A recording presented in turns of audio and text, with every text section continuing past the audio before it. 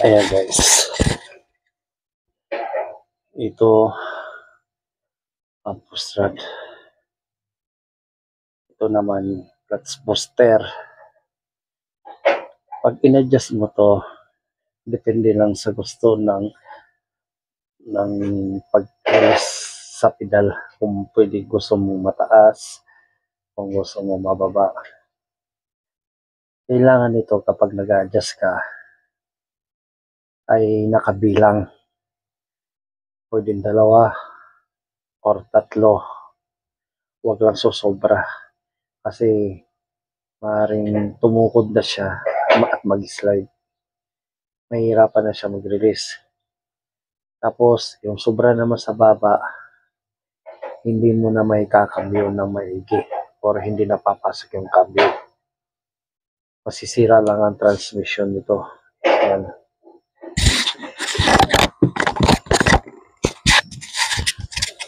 Ngayon, ang gagawin natin, itong lock nito, ayan, luwangan mo lang to ng konti.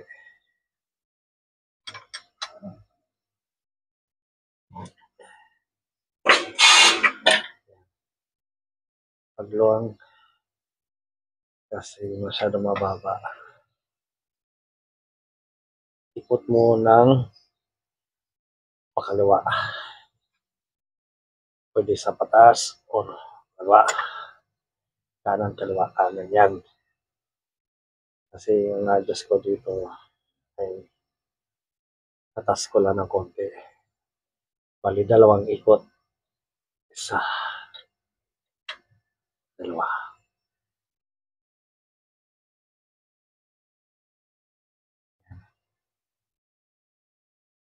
Tapos, ilak mo na.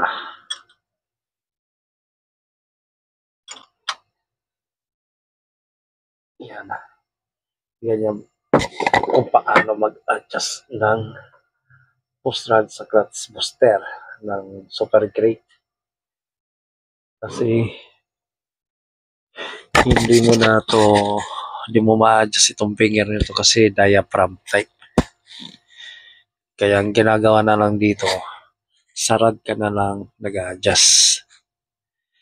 Kaya susubukan ko itong palakarin kung gaano ito kataas or kababa para matantya ng driver na kung tama na ba yung releasing niya ng pedal. Kasi mahirap na kasi sa sobrang taas mag-i-slide. Kailangan katamtaman lang. Kaya titistingin na natin.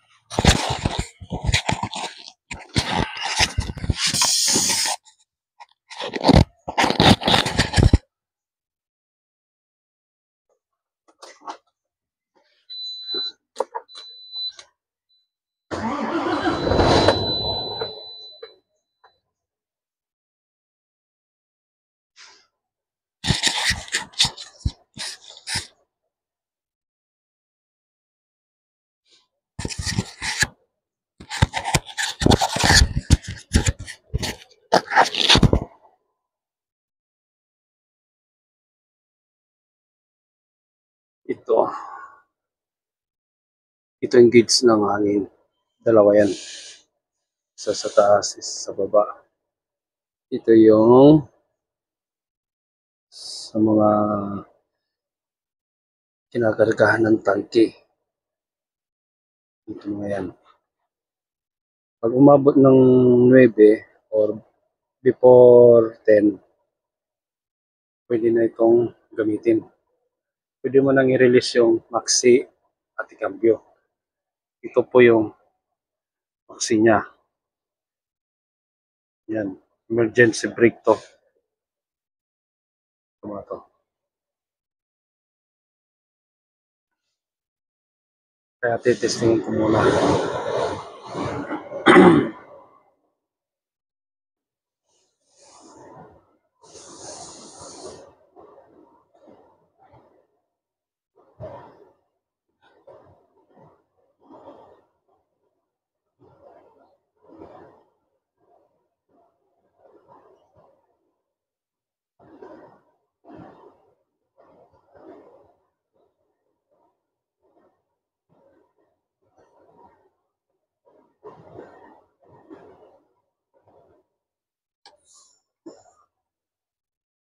Yan, pwede na ito.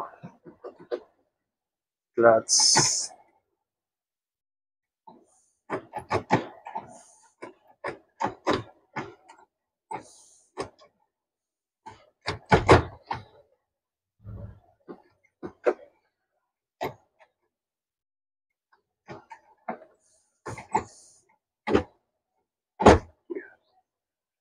Gas. Yun. Yan, ayos na. Ayos na guys. Kamansero na ako. Kaya guys, ito pag-adjust ng rod sa booster, tansyahin nyo lang yung pag-adjust ninyo. Magbibilang kayo ng 2 or 3. Depende lang sa taas ng pedal niya. Kapag reaction ng clutch booster nito at ganun pa rin yung cambio, dito naman kayo mag-adjust sa pedal ng clutch sa rod sa taas mismo. Wag yung itong tutukurin yung pag-adjust ninyo kasi pag naka-permis siya, itutulak niya yung post rod sa clutch pressure kasi maaaring tendency ito na magkaroon ng sliding clutch or masunog. Dahil hindi nyo napapansin pala, yung palang nasa pedal, dyan sa ilalim na yan, yung rod niya, ay tukod na pala. Naka-expand yung piston niya. Kaya yung clutch booster doon, hindi nyo namamalayan pala, pag tumatakbo kayo, parang pigil siya tumakbo. Sa pag-akyat, lalo na sa mga tulay, yung paakyat, hindi nyo pala napapansin yun. Hindi na siya gaano bumubuelo dahil tukod na pala. Kaya kung nasa ilalim nito, kailangan yung rod na nasa master nito, kailangan may allowance siya.